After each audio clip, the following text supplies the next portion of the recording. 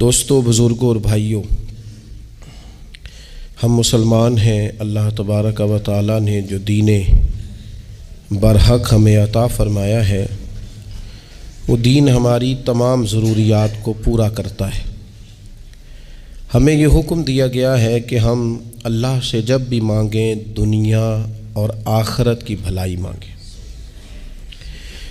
ہمارے ہاں چونکہ ایک بڑا طبقہ ایسا ہوتا ہے الا ماشاء اللہ جس کو دنیاوی ضروریات پوری طرح گھیر لیتی ہیں اور دنیا داری کے مسائل ذہن پر، دل پر پوری طرح حاوی ہو جاتے ہیں۔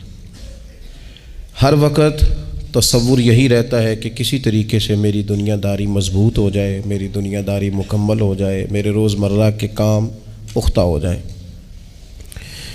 اس کا لازمی نتیجہ یہ نکلتا ہے کہ انسان دینی کاموں کو بھی معاذ اللہ دنیا کے لیے کرنا شروع کر دیتا ہے۔ کعبۃ اللہ میں جا کر بھی، بیت اللہ شریف کا طواف کر کے بھی، حجر اسود کے بوسے کے بعد بھی، مقام ابراہیم پر نفل پڑھنے کے بعد بھی، حتیٰ کہ نبی اکرم صلی اللہ علیہ وسلم کی بارگاہ عالی مرتبت کی حاضری کے دوران بھی الا ماشاء اللہ لوگ دنیا ہی مانگتے رہتے ہیں۔ میرا فلانا کام ہو جائے، میرے بچوں کے معاملات سنور جائیں، فلاں کا مستقبل بہتر ہو جائے۔ دنیا کی خیر اللہ سے مانگنا برا نہیں، لیکن صرف دنیا ہی مانگنا اور اپنی آخرت کو فراموش کر دینا۔ اللہ فرماتے ہیں وَالْآخِرَةُ خَيْرٌ وَأَبْقَىٰ، آخرت تمہارے لیے بہتر بھی ہے اور ہمیشہ باقی رہنے والی بھی ہے۔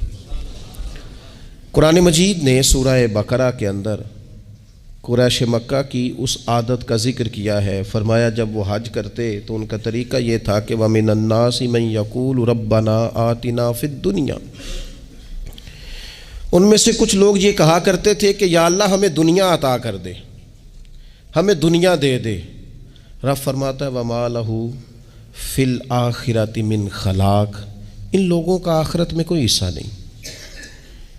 مانگی بھی ہے تو صرف دنیا، حج کر کے بھی دنیا، اللہ کے گھر جا کے بھی دنیا، شیخ کا بیعت ہو کے بھی دنیا، دینی محفل سے مراد بھی یہ، دینی اجتماعات کر کے بھی، دینی مدارس قائم کر کے بھی، خانقاہ کا، مسجد کا ماحول بنا کے بھی، اس سے بھی مطالبہ فقط دنیا کا۔ ان کفار کی اس عادت کو ذکر کر کے ہمیں سمجھایا گیا کہ جو فقط دنیا مانگتا ہے اس کا آخرت میں کوئی حصہ، اور فرمایا کچھ لوگ ایسے ہیں وَمِنْهُمْ مَنْ يَقُولُ رَبَّنَا آتِنَا فِي الدُّنْيَا حَسَنَةً، اچھا انہوں نے دنیا بھی مانگی تو صرف دنیا مانگی، حسنہ نہیں مانگی۔ اور یہاں فرمایا کچھ لوگ ایسے ہیں جو رب سے کہتے ہیں یا اللہ ہمیں دنیا میں بھی بھلائی عطا فرما، دنیا بھی دے تو حسنہ دینا، وہ دنیا دینا جو ہمارے دین کو تقویت دے، وہ دنیا دینا جو ہمارے اعمال حسنہ کو مضبوط کرے، دینی معاملات کو تقویت دے، دنیا بھی وہی عطا فرما۔ اور ساتھ کہتے ہیں وَفِي الْآخِرَةِ حَسَنَةً، یا اللہ ہمیں آخرت میں بھی بھلائی ہی عطا فرما، وَقِنَا عَذَابَ النَّارِ، اور ہمیں دوزخ کے عذاب سے بچا، اولئک لہم نصیب مما کسبوا، فرمایا ایسوں کو ان کی کمائی ہی ملے گی، جو انہوں نے کیا ہے وہ خوش نصیبی انہیں ضرور میسر آئے گی، چونکہ دنیا بھی مانگ رہے ہیں، آخرت بھی مانگ رہے ہیں۔ ہمیشہ کوئی بھی کام کریں کسی قسم کا بھی، اس میں یہ دیکھیں کہ کیا اس میں میرے لیے کوئی ذخیرہ آخرت بنے گا، کیا یہ کام میری قبر میں، حشر میں، قیامت میں میرے لیے کوئی فائدہ مند ہوگا۔ میں بڑے درد سے عرض کرتا ہوں بعض لوگ دینی کام کرتے ہیں اور ان سے جب سوالات کیے جاتے ہیں تو وہ بعض اوقات تکلیف دہ معاملہ ہو جاتا ہے کہ اس دینی کام کے پیچھے بھی وہ والا خلوص نہیں جو ایک مسلمان کا رب و رسول کے ساتھ ہونا چاہیے، اس دینی کام کے پیچھے بھی کچھ دنیاوی مقاصد موجود ہیں۔ تو اگر بڑی پگڑی اور بڑے جبے کے پیچھے بھی ایک دنیا دار چھپا ہوا ہو، لوگوں کو تو دھوکہ دیا جا سکتا ہے، رب و رسول کو تو نہیں نہ دیا جا سکتا۔ وہاں تو دلوں کا خلوص ہی پہنچتا ہے، وہاں تو نیتوں کا حسن ہی پہنچتا ہے۔ تو اللہ تبارک و تعالیٰ سے جب بھی سوال کیا جائے دنیا اور آخرت کی بہتری کا سوال کیا جائے۔ ایک لفظ ہے حدیث پاک میں جس کو عافیت کہتے ہیں، ترمذی شریف میں حضرت سیدنا عباس بن عبد المطلب رضی اللہ تعالیٰ عنہ، آپ کی روایت موجود ہے، فرماتے ہیں میں نبی پاک صلی اللہ تعالیٰ علیہ وسلم کی خدمت عالی مرتبت میں حاضر ہوا تو میں نے عرض کی یا رسول اللہ صلی اللہ تعالیٰ علیہ وسلم، مجھے ایسی چیز بتائیں جو میں اپنے رب سے مانگوں۔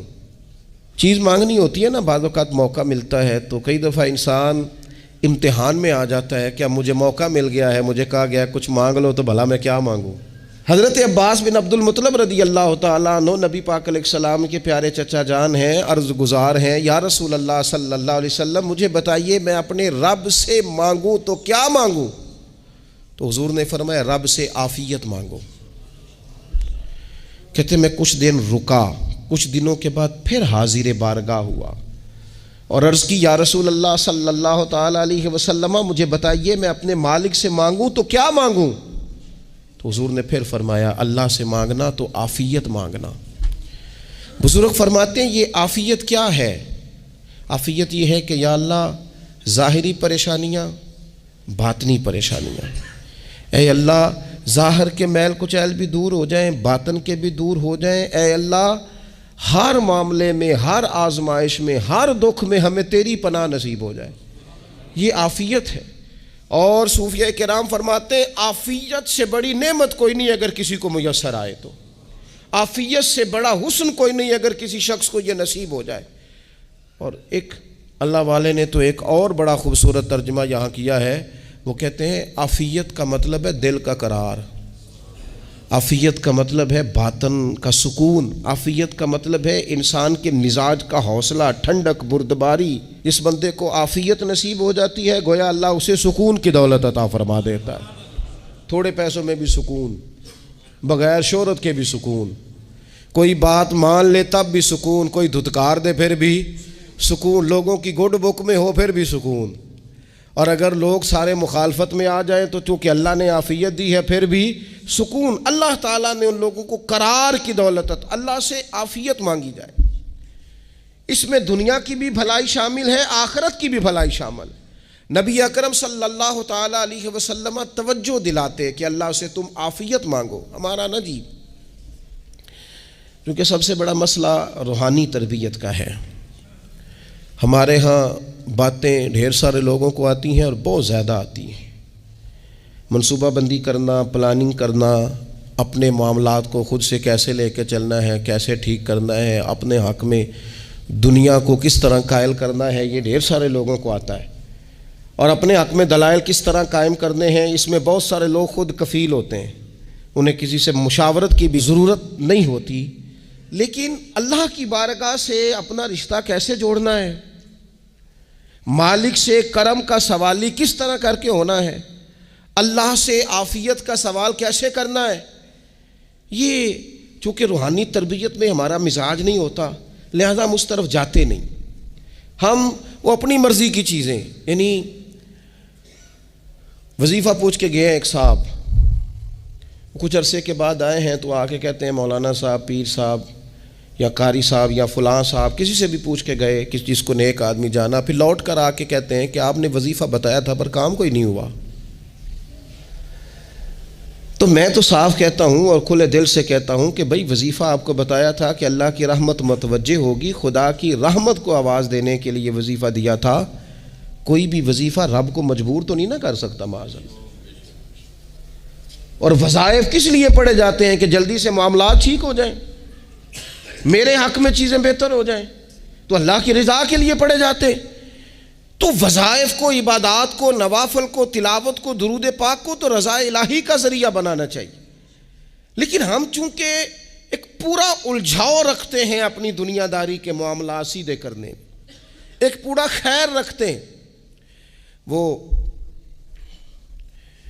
لوگ ملتے رہتے ہیں مختلف بزرگوں کی نسبت کے تعلق سے، تو بعض جگہوں پہ بعض لوگ بڑے تیز ہوتے ہیں، یعنی ان سے آپ کی ملاقات ہوتی ہے تو بندے کو محسوس ہوتا ہے کہ یار اسے تو پہلے ہی ساری باتوں کا پتہ ہے، اور کئی دفعہ ان سے ملنے کے بعد احساس ہوتا ہے کہ یار اس سے تو تھوڑا سیکھ ہی لیتے تو بہتر تھا، یہ تو بات بڑی آگے نکل گئی۔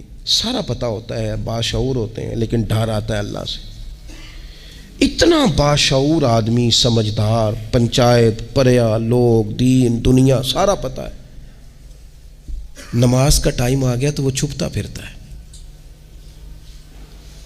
اس کی طبیعت پر بوجھ بن رہا ہے معاذ اللہ اللہ کے حضور حاضر ہونا، اسے خیر کا کام کرنا پڑ رہا ہے تو وہ ادھر ادھر نکلتا جا رہا ہے۔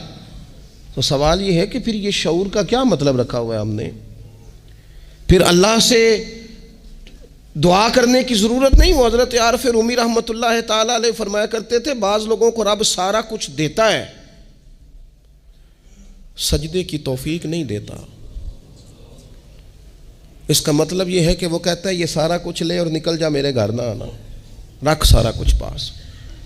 رب سے عافیت مانگی جائے، اس سے اس کا فضل مانگا جائے، اس سے اس کا کرم مانگا جائے۔ اللہ کے پیارے رسول صلی اللہ تعالی علیہ وآلہ وسلم اس عافیت مانگنے پر زور دیتے، توجہ دیتے۔ میں آپ کو صحیح بتاتا ہوں، رب نے اگر کسی بندے کو عافیت میں رکھا ہو نا تو حالات کیسے بھی برے چل رہے ہوں اس کا بگاڑ کچھ نہیں سکتے۔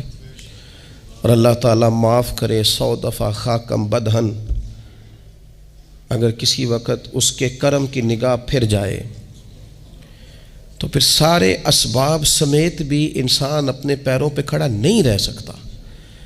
اس سے جب تک طلب کرم نہیں ہوتا، طلب عافیت نہیں ہوتی، اس کی بارگاہ سے جب تک بندہ مومن پورا رجوع نہیں کرتا، یہ عافیت اتنی اعلیٰ چیز ہے کہ نبی پاک علیہ السلام نے فرمایا اذان اور اقامت کے درمیان جو وقت ہوتا ہے اس میں دعائیں رد نہیں ہوتی۔ دعا مانگا کرو گے تمہاری اللہ اپنے فضل سے قبول کر لے گا۔ عرض کی یا رسول اللہ کیا مانگے؟ تو فرمایا عافیت مانگو رب سے۔ حضرت انس بن مالک حدیث کے راوی ہیں رضی اللہ تعالیٰ عنہ، یہاں بھی فرمایا یہ عین قبولیت کا ٹائم ہے، اب اللہ سے عافیت مانگ لو، اس کی پناہ۔ ہم دعاؤں میں بھی محدود ہو جاتے ہیں۔ رب دا طالب کوئی نہ ملیا، جو ملیا طالب زردہ ہو، دعاؤں میں بھی حد بندی۔ بعض اوقات بچے بھی تربیت کرتے ہیں نا، ایک مولانا ہے، ان کا خیال ہے کہ انہوں نے مجھ سے کچھ پڑھا ہے تو کبھی کبھی استاد جی کہہ دیتے ہیں، بہت پرانی بات ہے، انہوں نے مجھے فون کیا کہ اگر آپ کبھی تشریف لائیں، تو میں نے کہا پتر دعا مانگ اللہ کو چھوٹی جی گڈی دے وے۔ تو اس بچے نے میری بڑی تربیت کی، کہنے لگا استاد جی اللہ کو لو منگنی ہے تو وڈی ساری منگو، آپ نے محدود کیوں کیا کہ بھئی یہ چھوٹی سی اللہ گاڑی کیوں اللہ چھوٹی دے، رب دے تو بڑی دے اور رحمت سے دے، اللہ سے مانگنی ہے نا جی۔ ہم تربیت نہیں لیتے۔ میں نے اس کا شکریہ ادا کیا، میں نے کہا بیٹے تو نے بڑی سونی بات کی، اللہ تجھے اس کا اجر عطا کرے، اللہ تجھے برکات عطا کرے۔ اگر آپ نے سیکھنا ہے تو پھر آپ سیکھ لیں گے، اور اگر نہیں سیکھنا تو پھر یہی کہنا ہے ساری عمر لانگی بندہ کو نہیں ملیا، چونکہ مزاج نہیں ہے نا سیکھنے کا، اس لیے پھر ملا ہی کوئی نہیں، پھر ساری زندگی کو میسر ہی نہیں آیا، کسی نے نصیحت ہی نہیں کی، کوئی آنکھوں کو بھایا ہی نہیں، خود ہی بڑے سیانے تھے، خود ہی بہت بڑے تھے، اپنا قد ہی بڑا اونچا تھا، سب ٹھگنے چھوٹے اور کمزور اور بونے نظر آئے۔ عزیز بھائی، جب عافیت، ایک بزرگ تھے ہر وقت اللہ سے عافیت مانگتے تھے، ہر وقت اللہ سے عافیت مانگتے تھے، ہر وقت عافیت مانگتے تھے۔ لوگوں نے پوچھا، لوگ ان کو صالح جانتے تھے، نیک سمجھتے تھے کہ حضور آپ اور کوئی دعا مانگتے نہیں، عافیت ہی مانگتے ہیں۔ فرمانے لگے میں مانگا کرتا تھا شروع میں، بعد میں خیال آیا ہے اور بھی دعائیں مانگا کرتا تھا، یہ احساس بعد میں نصیب ہوا۔ فرماتے میں مزدوری کرتا تھا، مال برداری کرتا تھا، ایک جگہ پہ ڈیوٹی کر رہا تھا تو تھک گیا، اور وہ جو کام لینے والے لوگ تھے ان کا رویہ بھی بڑا ترش تھا، تکلیف ہوئی، تو میں نے اپنے مالک کی بارگاہ میں عرض کی مالک اگر 2 روٹی بغیر مجھے مشقت کے مل جائے دن میں تو تیری بارگاہ تو بڑی کریم ہے۔ کہتے ہیں میں نے یہ دعا مانگ لی، ذرا میں تھوڑا آگے بڑھا تو 2 بندے آپس میں لڑ رہے تھے، میں ان کی صلح کرانے کے لیے، انہیں بچانے کے لیے آگے بڑھا، تو میں جس کو چھڑا رہا تھا دوسرے نے میرے اوپر ضرب لگا دی، میرا بھی سر پھٹ گیا۔ تھوڑی دیر کے بعد وہاں پولیس آ گئی، وہ تینوں کو لڑنے والا سمجھ کے اٹھا کے لے گئے، مجھے جیل ہو گئی۔ 2 روٹیاں بغیر مشقت کے روز ملنی شروع ہو گئی۔ دعا مانگی تھی نا کہ یا اللہ 2 روٹیاں مل جائے نا بغیر مشقت کے، کہتے ہیں وہ 2 روٹیاں روز ملتی، کوئی کام نہیں کرنا پڑتا تھا، پر جیل ہو گئی۔ فرماتے ہیں میں بڑا پریشان تھا، روز روٹیاں پابندی سے آتی اور بہترین آتی، کھانا ملتا۔ پھر کچھ عرصے کے بعد میں نے سوچا کہ یار یہ دعا تو قبول ہو گئی نا تیری، اب تو اگر اس پر کوئی الگ بات کرے گا تو وہ تو غلط کرے گا۔ کہتے ہیں پھر خود ہی میرے دل میں اللہ نے بات ڈالی اور میں نے عرض کی مالک 2 روٹیاں نہیں، مجھے تو عافیت چاہیے، مجھے تو عافیت دے، میرے اوپر تو کرم فرما، تو نظر رحمت کر، جے ایک قطرہ بخشے مینوں، ایک قطرہ بخشے مینوں تے کام بن جاندا ہی میرا، مہربانی کر عافیت عطا کر۔ فرماتے ہیں پھر خدا نے کرم کیا، کہاں سے اسباب بنے میرے جیل سے چھوٹنے کے، کون کون میرے ضمانتی بنے اللہ ہی جانتا ہے۔ فرماتے ہیں دروازے بھی کھل گئے، رزق بھی ملتا ہے، صحت بھی میسر ہے، سجدہ بھی کر لیتا ہوں، سویرے تلاوت بھی کرتا ہوں، شام کو مدینے والے کی بارگاہ میں رج کے درود و سلام بھی عرض کرتا ہوں، میں ممکن ہوتا ہے تو کسی غریب کی داد رسی بھی کرتا ہوں۔ اب سمجھ آئی ہے، ربنا آتنا فی الدنیا حسنۃ وفی الآخرۃ حسنۃ وقنا عذاب النار۔ اب سمجھ آئی ہے رب سے جب بھی مانگنا ہے عافیت ہی مانگنی ہے، اس سے کرم مانگنا۔ ہم نے محدود دعائیں رکھی ہوئی ہیں، محدود، وہ جی فلانا کام میرا ہو جائے تو بھئی وہ ایک ہو گیا، اس کے بعد پھر نئی ٹینشن بن جائے گی، نہیں میں جی بچوں کی شادی کر لوں جی پھر میں فارغ ہوں۔ آپ شادی کر کے دیکھیں لاگ پتہ جائے گا کیسے فارغ ہوتے ہیں۔ آپ یہاں رکتے کیوں ہیں؟ آپ خدا سے عافیت کیوں نہیں طلب کرتے؟ اس کی بارگاہ سے وہ کیوں نہیں مانگتے کہ جو ایک قطرہ ملے تو دنیا اور آخرت کے سارے کام ہو جائے؟ اس سے اس کی رحمت کا سوال کرے، اس سے اس کے کرم کا سوال کرے۔ اللہ کی بارگاہ میں بھی حاضر ہونا اور جچی تلی اور جناب ناپ تول کر اور محدود چیزوں کا سوال کرنا، مالک سے مانگیں، اور وہ جب دیتا ہے تو دیتا بھی بے حساب ہی ہے۔ وہ جب عطا کرتا ہے تو کرم کے دروازے کھول کے عطا کرتا ہے، ورنہ تو ایک الجھن سے انسان نکلتا ہے دوسری میں الجھ جاتا ہے، ایک گتھی کو سلجھاتا ہے۔ پھر اقبال رو پڑے تھے، کہنے لگے میں عقل کی گتھیاں سلجھا چکا ہوں، یا رب مجھے صاحب جنوں کر دے۔ اللہ یہ بڑا میں نے ہیر پھیر دیکھ لیا، مجھے دیوانہ بنا، اب مجھے جنون ہو، اب میں کسی کے لیے رویا کروں، اب میں کسی کی یاد میں تڑپا کروں، اب میں رات کسی کے لیے میری آنکھیں بیدار رہیں۔ یہ بڑی ہو گئی دنیا داری، عقل کی گتھی حالانکہ نہیں سلجھتی، پر اقبال کہتے ہیں عقل کی گتھیاں سلجھا چکا ہوں، یا رب مجھے صاحب جنوں کر دے۔ اور پھر کہنے لگے بجھی عشق کی آگ اندھیر ہے، اب یہ مسلمان نہیں یہ خاک کا ڈھیر ہے، تو مٹی بن کے رہ گیا۔ کیا کہاں اپنی ساری توجہات کا قبلہ کس چیز کو؟ میرے عزیزو اللہ سے عافیت۔ نبی پاک علیہ الصلوۃ والسلام نے ایک شخص سے پوچھا کیا دعا مانگ رہے ہو؟ تو اس نے کہا یا رسول اللہ میں اللہ کی بارگاہ میں صبر کا سوال کر رہا ہوں۔ تو حضور فرمانے لگے صبر تو مصیبت پر ہوتا ہے۔ یا رسول اللہ پھر کیا مانگوں؟ آپ ان جملوں اور لفظوں کی گہرائی کو سمجھیں، صبر کے لیے تو پہلے مصیبت آئے گی پھر صبر آئے گا، تو یا رسول اللہ کیا مانگوں؟ فرمایا تو رب سے عافیت مانگ۔ مانا کیا ہے؟ مصیبت آئے کیوں؟ اللہ تجھے اپنی حفاظت کے حصار میں لے لے، وہ وقت ہی کیوں آئے کہ جب تیری طبیعت الجھ جائے، جب تو پریشان ہو جائے، جب تو تو اللہ سے عافیت مانگنا۔ جب تو عافیت مانگے گا تو اگر کبھی مشکل آئے گی بھی نا، تو خدا پھر اپنے فضل سے مشکل سے نکلنے میں رستہ بھی بڑی جلدی عطا فرمائے گا اور تیرے اوپر فضل فرمائے گا۔ اگر عافیت، یہ جو ہم نبی پاک کی امت ہے نا، تو یہ ہمارے گرد اللہ کے فضل اور اس کی رحمت کا حصار ہے، یہ حصار ہے ہمارے گرد۔ وہ درویش نے کہا تھا نا کہ کروں شکر کتنا اور کروں فخر کتنا کہ تیرے کرم نے مجھے فائز المرام کیا، دیکھو بنا کے سید عالم کا امتی مجھ کو گناہ سے پہلے ہی بخشش کا انتظام کیا۔ ابھی میں نے غلطی کی نہیں لیکن مجھے حضور کا غلام بنا دیا، بخشش کا بندوبست پہلے ہو گیا۔ اپنے مالک سے بیمار بھی اس سے عافیت مانگیں،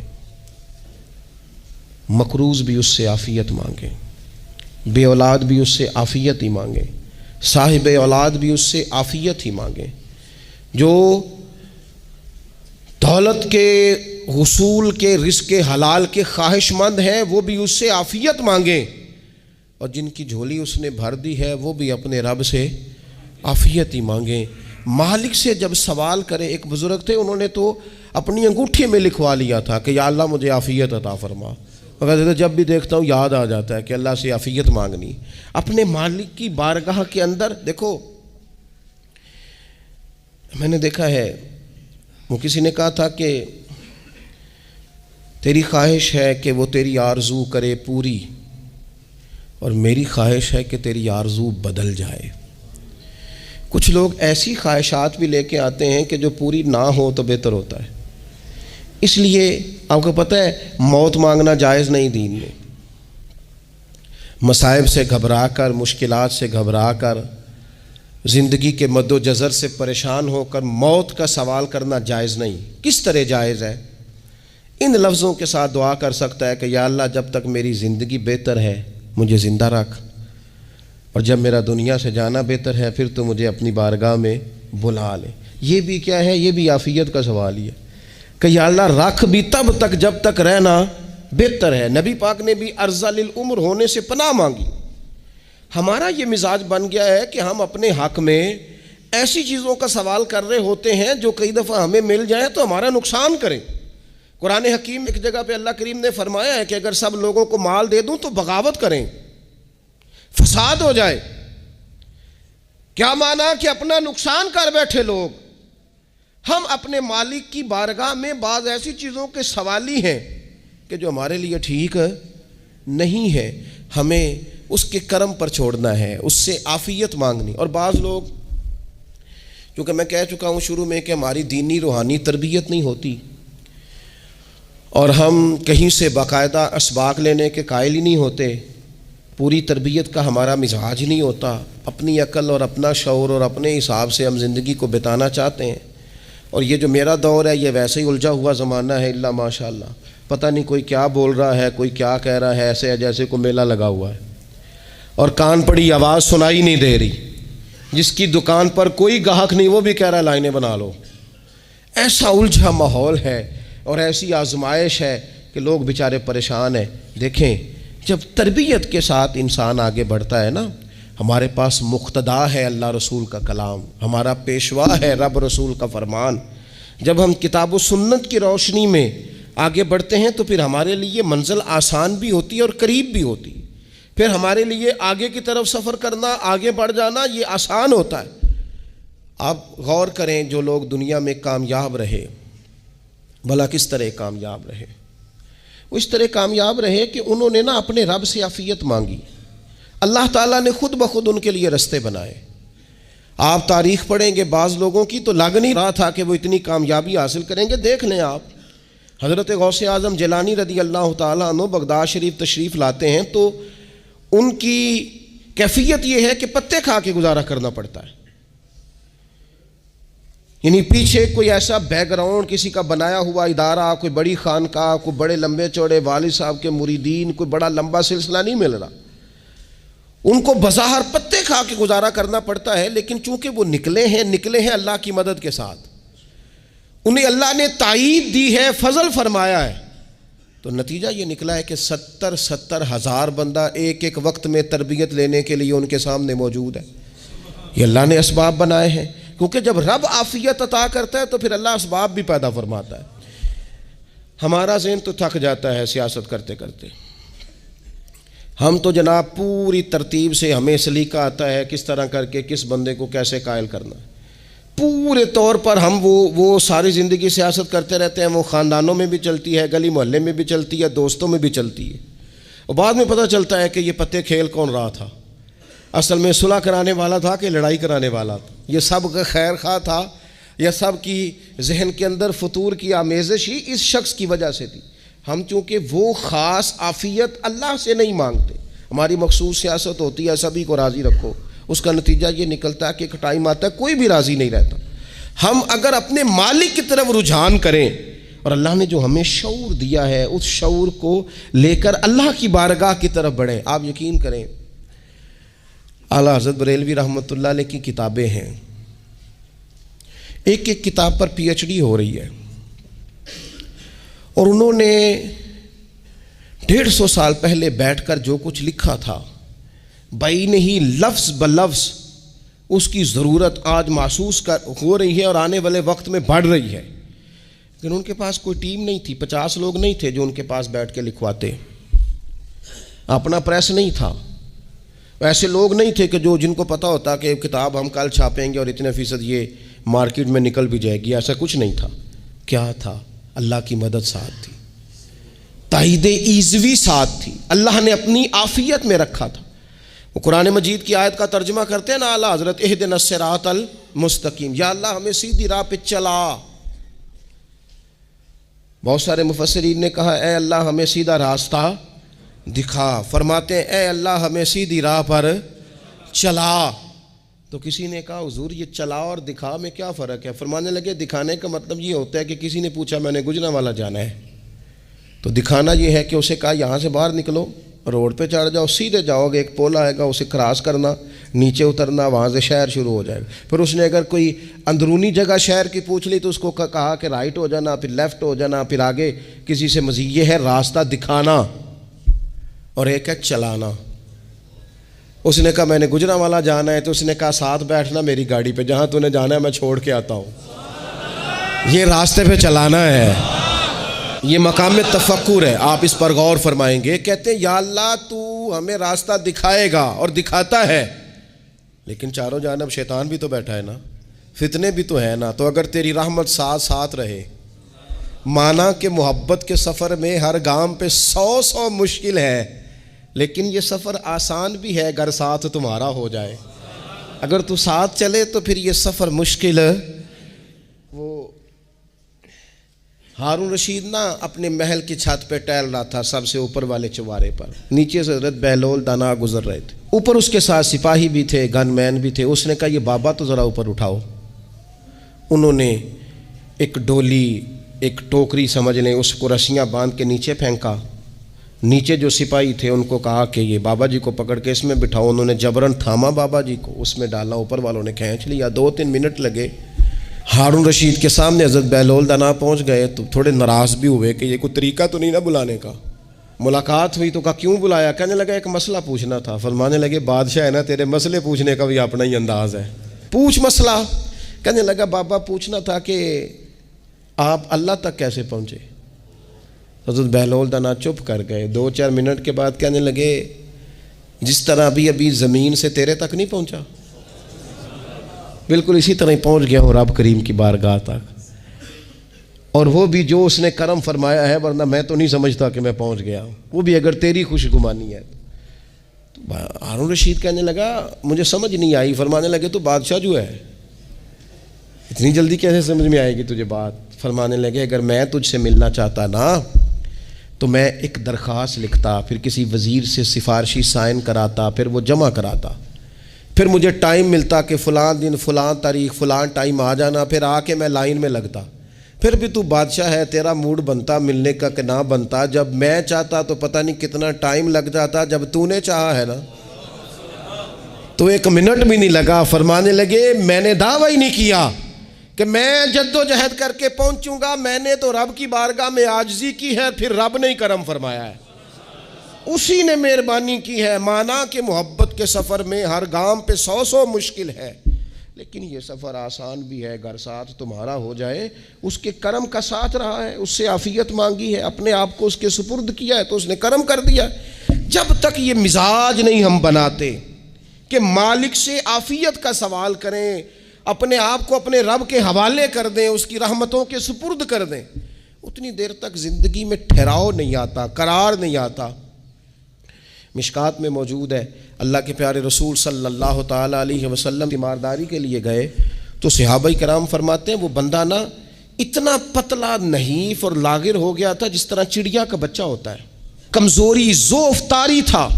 تو محبوب کریم نے اسے دیکھا تو بڑے کریمانہ انداز میں کریم فرمانے لگے تو کوئی دعا نہیں مانگتا، تو عافیت نہیں مانگتا اللہ سے؟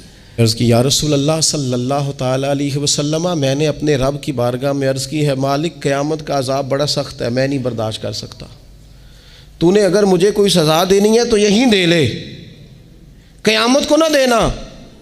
تو کہتے ہیں محبوب فرمانے لگے سبحان اللہ، او خدا کے بندے تو رب کی سزا دنیا میں بھی نہیں سہ سکتا، اللہ سے یہ بھی سوال نہ کر، تو رب سے کہہ ربنا آتنا فی الدنیا حسنۃ وفی الآخرۃ حسنۃ وقنا عذاب النار۔ تو رب سے دنیا میں بھی حسنہ مانگ، بھلائی مانگ، تو آخرت کے لیے بھی بھلائی مانگ، تو اس سے عافیت کا سوال کر۔ تو نے یہ سوال کیوں کیا؟ عرض کی یا رسول اللہ کرم ہو گیا ہے، مجھے سمجھ آ گئی ہے، اب میں اسی طرح ہی کروں گا۔ عزیز دوستو ہم کہاں سہ سکتے ہیں؟ ہم دنیا میں رب کی سزا ہم نہیں سہ سکتے، ہم کمزور ہیں تو گرمی نہیں سہ سکتے، شدید سردی نہیں سہ سکتے، شدت کی بھوک لوگ نہیں سہ سکتے، کوئی آزمائش نہیں سہ سکتے۔ وہ جو لوگ بعض اوقات کہہ دیتے ہیں نا جی فلاں چیز ہمارے اعمال کا نتیجہ ہے، تو میں کیا کرتا ہوں، نہ کو یار ہم تو یہ بھی نہیں سہ سکتے، ہم کہاں برداشت کر سکتے ہیں، ہمیں تو وہ معاف ہی فرمائے، ہم حساب والے ہے ہی نہیں، ہم تو صرف معافی والے ہیں۔ ہم سے نہ حساب پوچھے، اس نے حساب پوچھا تو پھر تو بڑی مشکل ہو جائے گی، اگر اس نے حساب پوچھا تو بڑی رسوائی ہو جائے گی، اگر حساب پوچھا تو مشکلات سامنے دکھائی دینے لگ جائیں گی۔ ہم سے تو وہ درگزر والا معاملہ کرے، ہم سے تو وہ کہے جا میں نے محبوب کے صدقے تجھے معاف کیا، جا تیرے لیے رحمت اور بخشش والا فیصلہ کیا۔ وہ کوئی سبب، اس کی رحمت کسی سبب کو دیکھ لے اور درگزر کر لے۔ تو آج کی پوری گفتگو میں آج آپ کو بڑی ذمہ داری سے یہ گزارش کر رہا ہوں، اللہ سے عافیت مانگے، ہر وقت عافیت مانگے۔ میری سالوں سے روٹین ہے، میں دعا مانگتا ہوں، اللہم انا نسألک العفو والعافیت فی الدین والدنیا والآخرہ۔ اور یہ خاموش تبلیغ ہوتی رہی، میں مانگتا رہا، کئی بچوں کو ویسے یاد ہو گئی، اس کو یاد کر لیں، اللہ سے عافیت مانگے، دین میں، دنیا میں، آخرت میں، اس کو اپنا مزاج بنائیں۔ اعلیٰ حضرت فرماتے ہیں 99 دفعہ پڑھو لا حول ولا قوت الا باللہ العلی العظیم۔ فرمایا اللہ تعالیٰ تمہیں 99 بیماریوں سے شفا دے گا، اور اس میں سب سے چھوٹی بیماری ٹینشن کی بیماری